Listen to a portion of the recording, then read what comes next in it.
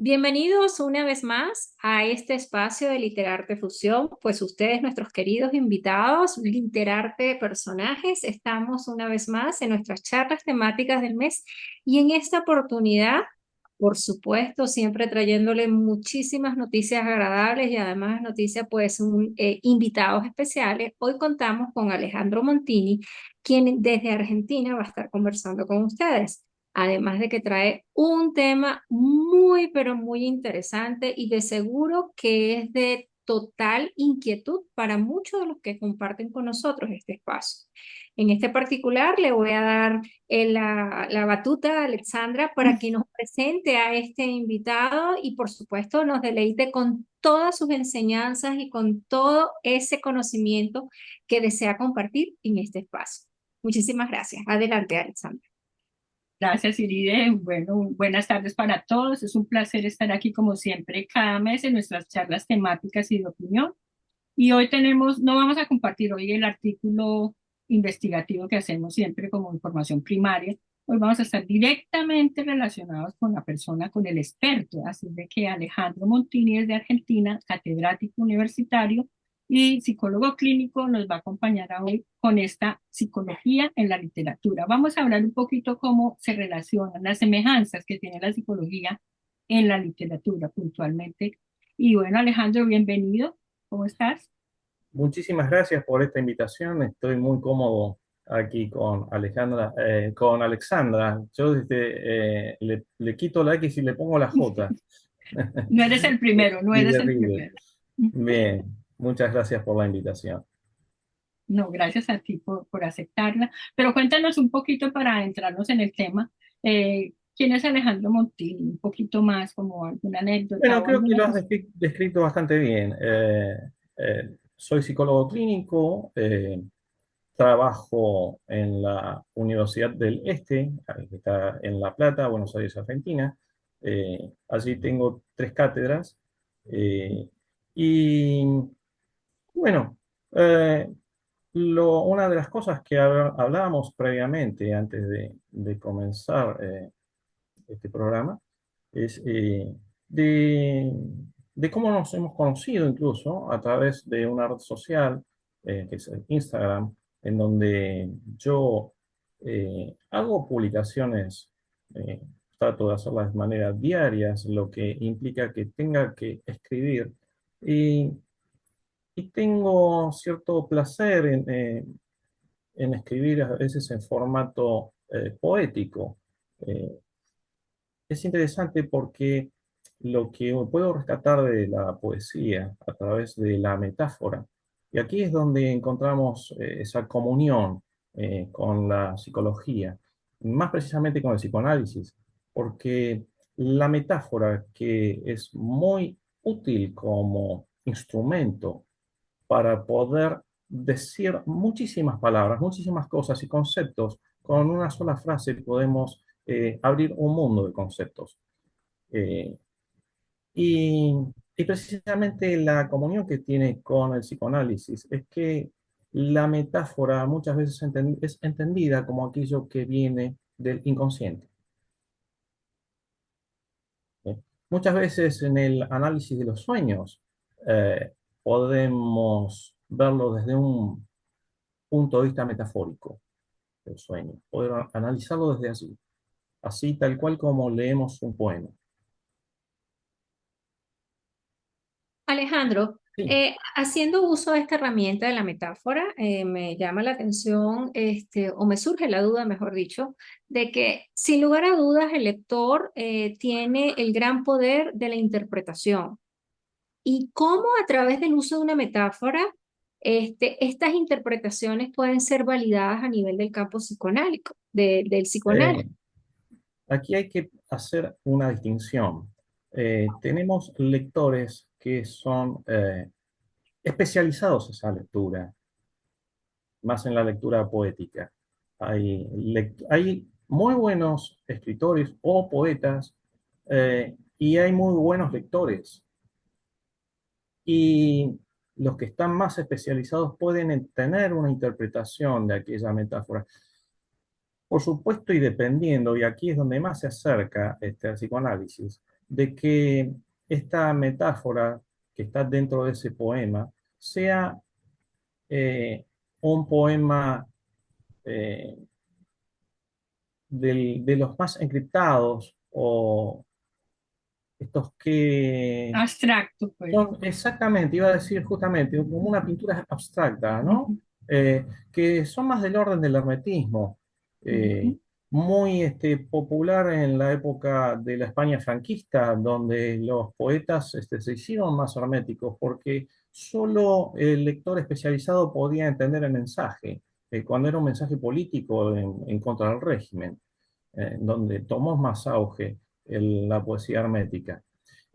Y aquí también tenemos algo muy común porque a veces los sueños son muy difíciles de interpretar, son como esa poesía ujú, hermética. Y es necesario, por supuesto, de la lectura de alguien que sea más especializado, porque no lo va a entender cualquiera. ujú. Y muchas veces corremos el riesgo de mal interpretar, por eso tenemos que correlacionar con otros datos para poder tener una lectura más definida, dentro de lo que sí ya sería la ciencia eh, a la que yo me dedico, que es la psicología. Interesante. Sí, sí, puede tergiversarse el mensaje también, ¿no? Sí, Exactamente, se puede transgiversar. así es. Y de Pero hecho, la discúlpame. lectura que podemos hacer de un poema, más de estos que son más abstractos, Ujú, nos abre a la posibilidad de hacer una interpretación por cada subjetividad que la lee. Ujú, Cada lector, la subjetividad es como una huella digital, ¿no? Cada persona tiene su propia subjetividad ujú. y desde esa subjetividad va a hacer su interpretación de este poema. Es maravilloso también porque es como pararse enfrente de una pintura abstracta y eh, Descifrar. ¿qué significa eso? Ujú, Y tal vez no es lo que signifique a nivel racional, sino a nivel emocional. ujú, ¿Qué emociones nos va a disparar? Y no a todos nos va a disparar las mismas emociones. ujú.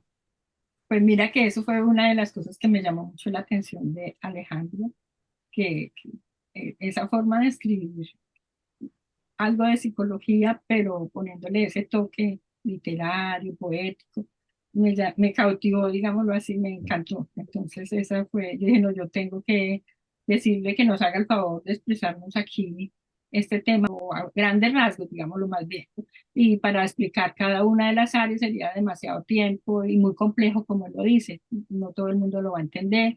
A mucha gente le parece aburrida la literatura, entonces, por eso yo me he dedicado a difundirla, pero con esa relación con otras disciplinas, con esa conexión a través de la crítica literaria, literatura comparativa. Entonces, eso es muy emocionante. Pero Alejandro, la literatura oscura, digamos, ¿tiene algún nexo con la psicología oscura? ¿Puede afectar la mente de manera directa o simplemente depende de la personalidad, la esencia y demás características conductuales del individuo? Sí, yo diría que tiene más que ver con lo segundo. Ujú, Podemos hablar, sí, de esa psicología oscura o de la poesía oscura, ujú. hacia dónde va todo eso, pero me parece más pragmático, por así decir, verlo desde la segunda forma de Sí. verlo, ¿no? Creo que va más por allí, por ese lugar. O sea, necesariamente porque se dice mucho cuando una persona gusta de esa literatura oscura o incluso hablemos del cine, de esas películas que son un poco de crimen, documentales de crimen, de asesinos seriales. Y Ajá. entonces dicen que de pronto la persona que le gusta eso tiene esa tendencia No hacia, necesariamente. no.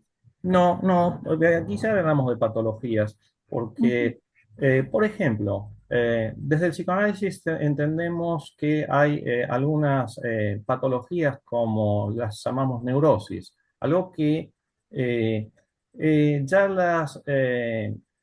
las nuevas visiones de psicología, más las cognitivas conductuales, eh, llaman trastornos y los despliegan en un manual de la psiquiatría, que es el DSM-4 o el DSM-5, donde hay allí las distintas patologías, los distintos trastornos de la personalidad.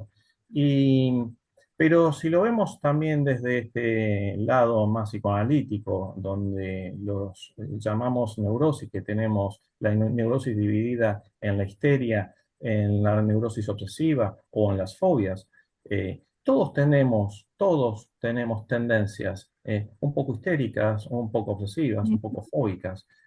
Y Freud diría que es la situación común del individuo, que todos somos neuróticos, diría Freud, porque la neurosis arranca a partir, surge a partir de la represión, de la represión que nosotros hacemos de nuestros deseos, de nuestras pulsiones, de lo que viene del ello, o sea, que él divide el aparato psíquico en estas tres instancias, el ello, el yo y el superyo. Entonces, el yo está siempre disputando entre los mandatos del superyo, de esa entidad severa, del deber ser, y lo del ello, que es todo pulsional, todo lo quiero aquí y ahora, lo deseo. Entonces, estamos siempre como reprimiendo porque hay toda una cultura que nos determinó de cómo debemos ser moralmente, por ejemplo. Y entonces reprimimos muchas cosas que parecen que no son conciliables con lo moral. Entonces, estas cosas, Freud fue siempre mucho para el lado de lo sexual. Y obviamente, Ujú, después de 120 años ha cambiado muchísimo toda esta concepción y la cultura ha cambiado. Y hasta estas neurosis, como las denominaba Freud, también fueron cambiando. Pero si nos vamos a lo que fue la pregunta, y discúlpame la extensión de la respuesta, eh, esto que nosotros mencionamos como patológico de las películas, que muchas veces tienen que ver con dos extremos, que son los más llamativos, que es lo que está en la literatura, esta literatura oscura, o en el cine oscuro, en el cine de terror, o en el cine este, de la criminalística. Tenemos al doctor Lecter, por un lado, que es un psicópata refinado, porque además es un profesional, es un médico, es un doctor de medicina. Eh, y en el otro extremo tenemos al psicótico. Allí, en el lugar de la psicosis, podríamos poner a Jack Nicholson en, creo que la película se llamaba El Resplandor, me El parece. resplandor. El Resplandor. Si lo vemos desde el punto de vista literario, cineástico. Así tenemos estos dos extremos, ¿no? Y que a veces se tiende a confundir que es un psicópata psicótico y no. A veces puede ser, sí, por supuesto que puedan convivir ambas patologías en ese pobre ser humano, pero eh, en realidad son dos patologías opuestas. Uno, el psicótico, tiende a perder la realidad, en tanto que el psicópata no. El psicópata es muy consciente de la realidad. Y lo que lo define más al psicópata es esta falta de empatía, esta falta de amor por el otro, la desconsideración por el otro. Y tiene mucho placer por el poder que tiene sobre los demás. Y eso lo manifiesta incluso el asesino serial. Te va a quitar todo por puro placer, por pura lúdica y diversión, hasta que por fin te quita la vida. Eh, este es en el caso del asesino serial, ¿no? Porque no todo psicópata es un asesino serial. La política, por ejemplo, está lleno es un caldo de cultivo para la psicopatía, por ejemplo. Grandes cirujanos son y fueron psicópatas porque no tienen emoción sobre el paciente, entonces van a ser muy precisos a la hora de cortar el lugar indicado. Así que esto hay que entenderlo no como algo tan extremo, ¿no? Que estamos acostumbrados. Pero bueno, la literatura, el cine, siempre va a esos extremos como los que más llaman la atención, los que más nos atraen. Ujú, Yo a mis alumnos cuando doy clases, cuando hablo de patologías, estas llaman mucho la atención. eh, ujú. Muchísimo llaman la atención. ¿Por qué? Porque, bueno, porque tienen mucha prensa desde el lado de estas artes, ¿no? Que son el cine o la literatura. Ahora, Alejandro, en esta misma línea, ¿es posible que a través de lo que se escribe, tú desde el campo de la psicología puedas hacer un diagnóstico de la situación de esa persona? En realidad, el diagnóstico sale de sumar una cantidad de indicadores. Se pueden obtener indicadores de lo que escribe, se pueden obtener indicadores de los sueños, se pueden traer indicadores de su posición ante la vida. Y si yo no, por ejemplo, no hago psicodiagnóstico porque es dentro de la psicología, es una rama más, yo hago psicología clínica, en tanto que el psicólogo que se dedica a los psicodiagnósticos se dedica a tomar test. Y entonces tiene toda una batería de test y, por ejemplo, un test completo que consta de unas 18 pruebas, le va a dar una cantidad de indicadores con los cuales va a poder tener una idea de su personalidad, de qué tipo de personalidad y obtener así un diagnóstico. Por ejemplo, en los test proyectivos, el más famoso es el test de Rorschach. Es de esas láminas con manchas, como son, parecen manchas de tinta, ¿no? Que doblan una página y parecieran que no son simétricas en realidad. Pero esas manchas de tinta parecen rostros de murciélagos o animales. Entonces, cada uno con su propia subjetividad y esa subjetividad que puede estar dañada por una patología, eh, va a tener subjetivamente, va a tener una mirada y una comprensión sobre la ambigüedad que hay en esas láminas. Sí, yo pienso en lo referente a lo que dijo Uribe, yo pienso que depende, porque por ejemplo hay mucha gente que escribe autobiografías y cuenta y narra su vida y sus hechos traumáticos a través de toda su vida. Entonces es algo mucho Sí, más claro. concreto, ¿cierto? Más concreto, pero cuando la gente escribe ficción, es más complejo de punto de definir si esta persona tiene una Sí, tendencia de todas cognitiva. maneras, siempre hay algo de cosecha personal en una ficción. Eh, en Claro. un poema o en una ficción siempre hay algo que es autobiográfico. Ujú. Siempre hay detalles. Es imposible no dejar rastros Claro. de lo de uno mismo. De esa identidad, de esa identidad. Bueno, entonces Exactamente. yo voy a cuidarme de escribir de cierta manera. Ah, bueno, hay que escribir muy neutral. Sí, sí, sí, Sí, sí. sí, sí, porque a veces soy muy contundente y yo digo, No, pero porque depende porque yo creo que grandes escritores fueron muy autobiográficos y fueron muy famosos y una literatura exquisita. sí, sí. Depende de lo que Ay, quieras, ¿no? Si quieres ser muy neutral o dar algo de lo tuyo, que de lo mío, me gusta la controversia y me gusta claro, la algo de lo tuyo diferencia, en lo la cual dicotomía y todo eso. estás dejando también algo para el lector, algo para el otro. Es una forma también es como un acto de amor, ¿no? Que uno está dando, está entregando algo de lo suyo. Sí, sí, ¿No? sí, Y no. está abriendo al otro a otras posibilidades, definitivamente, Por independientemente del supuesto, contexto de la otra persona o del por escritor. supuesto, por supuesto No, que sí.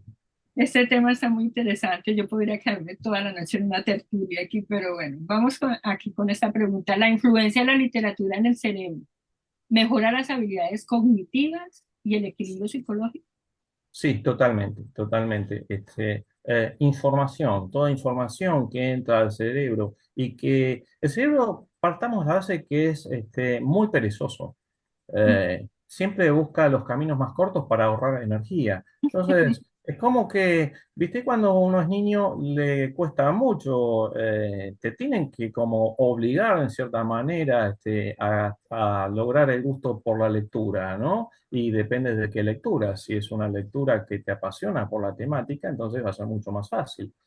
Y entonces aquí interviene la parte emocional, donde la lectura, no sé, de un niño que en su momento ha leído a Sandokan y sus aventuras, entonces se siente en esa atmósfera, en esa fantasía y lo lleva la parte emocional, que dispara la parte más pasional, lo lleva a querer leer todo el tiempo sobre esto.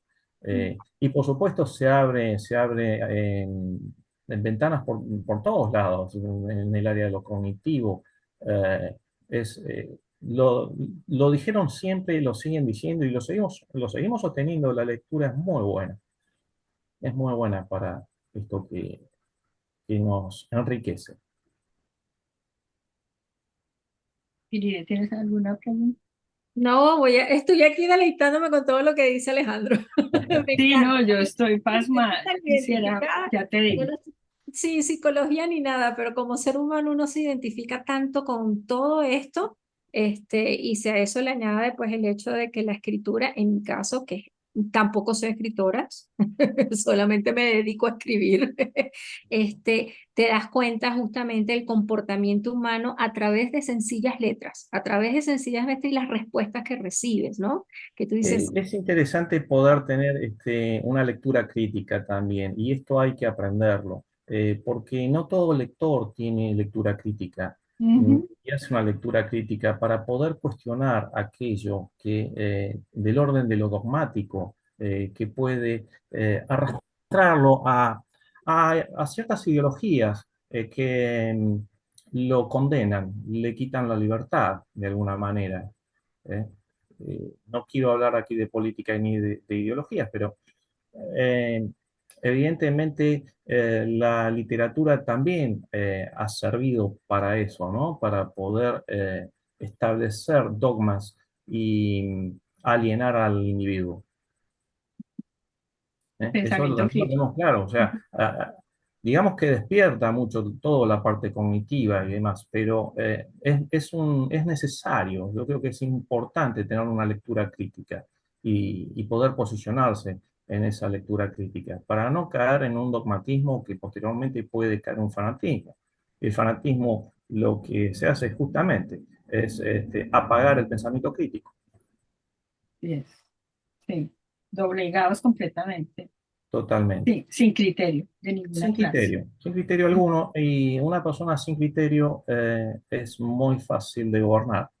Así es. es justo hoy conversaba en relación a lo que hace el sistema, que lo que te enjaula desde el punto de vista del pensamiento consecuentemente desde el punto de vista de la acción, porque es lo que se pretende al final, Tal cual. que puedas ser dócil en manejar tu conducta. Pero Exacto. estamos en épocas definitivamente donde todo cambia. Si yo cambio, ¿por qué no cambia el Sí, sistema? sí, sí, sí. Estamos en una época muy heráclita, ¿no? Del perfecto cambio.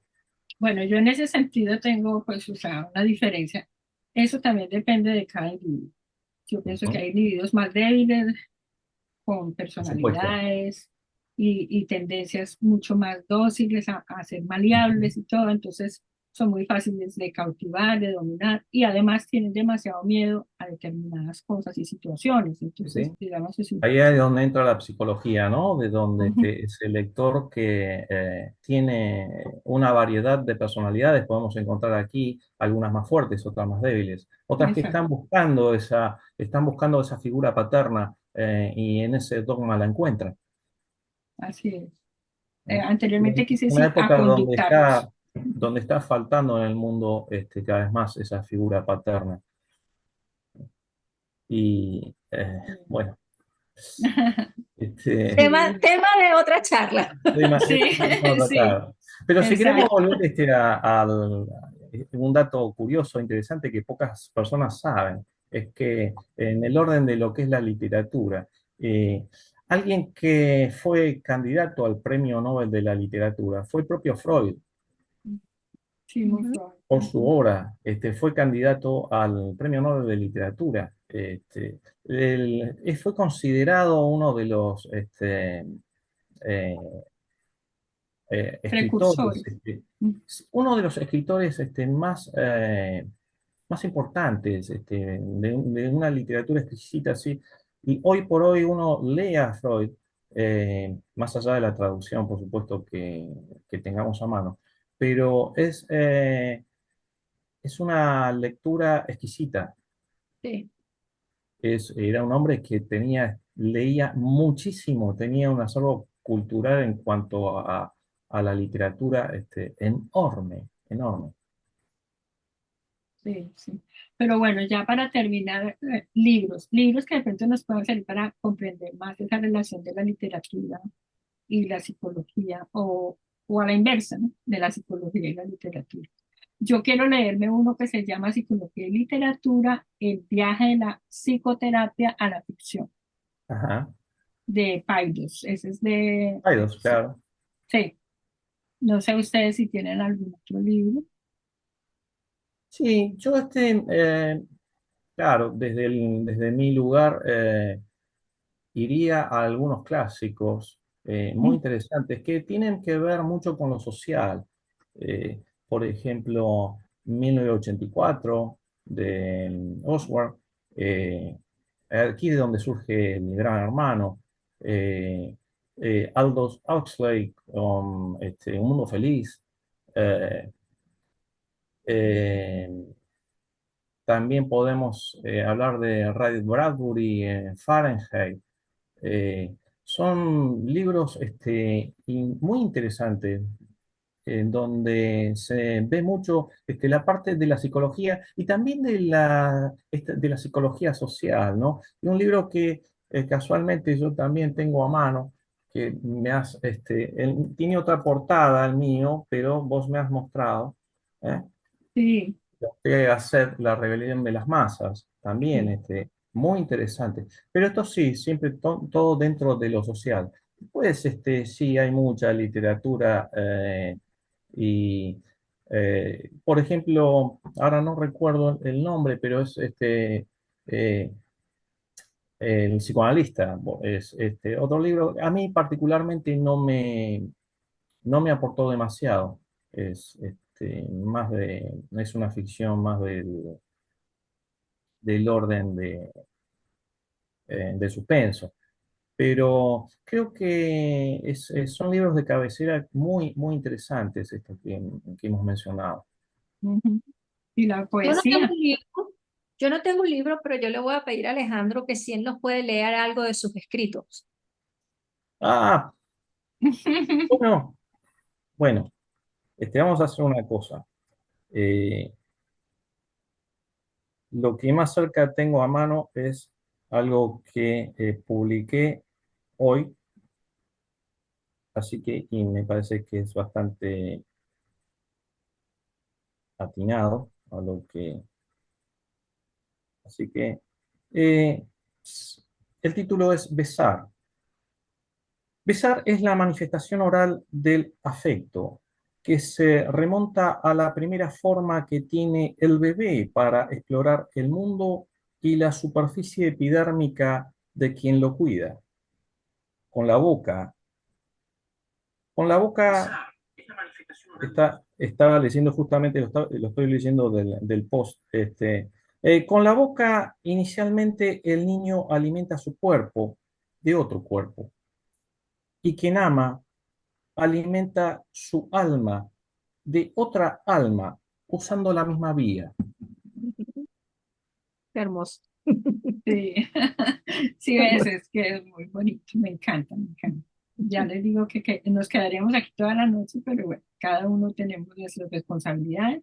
Pero lo más importante es que a mis literarte personajes les haya gustado esta charla y les haya dejado algo nuevo, de pronto algo que no conocían. Eso es lo más importante. Y bueno, gracias Alejandro, muchísimas No, gracias no, por no, la gratitud es mía. Muchísimas ir. gracias. E igualmente, si tienen algún comentario, alguna pregunta, no dejen de hacerlo aquí abajo, ¿ok? Que estoy seguro que Alejandro o cualquiera, tanto Alexandra como mi persona, si no está a nuestro alcance la respuesta, de seguro Alejandro se las va a responder. Pero por supuesto que sí. Y si no, bueno, a mi dirección en las redes. Ujú. Instagram, am.montini, todo minúscula. Allí me buscan y con gusto voy a contestar la inquietud que aparezca. Bueno, perfecto. Nos vemos hasta la próxima. Muchísimas gracias. Hasta la próxima.